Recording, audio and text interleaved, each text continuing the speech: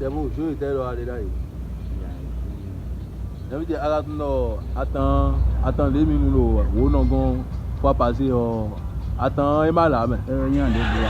J'avais le bon nouveau et j'ai vivi hier c'est malade même. Je leur donne nous faut trop on va ouvrir je leur donne des produits. Tellement gars et dit non gars je leur dis mais des bouchons au sommet. Oui, tu es fille de bébé de actuellement. C'était un mois et demi. Quartier Fior, on peut dire d'une mètre à moi. Mais, le gars là, on t'a fumé. Quand tu es là, même on peut dire bio. Yeah, pour venir là.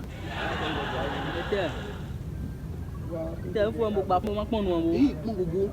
Eh, il y a eu des marrons. Là, c'est réveillé là.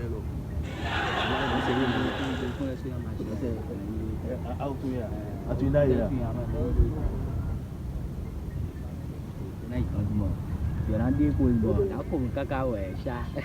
Mais tu peux avoir un temps, bon, il y a un team very abo. Bon, mon verre, quand il y a un bon temps. Ma chérie, s'il te plaît, s'il te plaît, viens.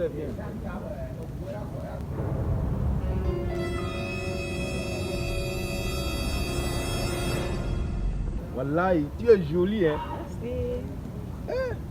Oh, tu vois l'ORTB là-bas là. C'est moi, je suis le chef de l'ORTB. Je vais te gérer. Regarde, tu...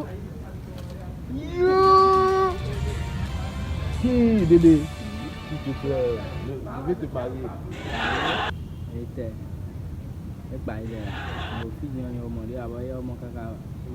Sans souci. Tu peux m'embrasser? Sans souci.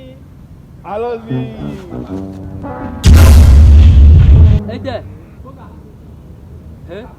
J'aimerais vous tourner à le faux.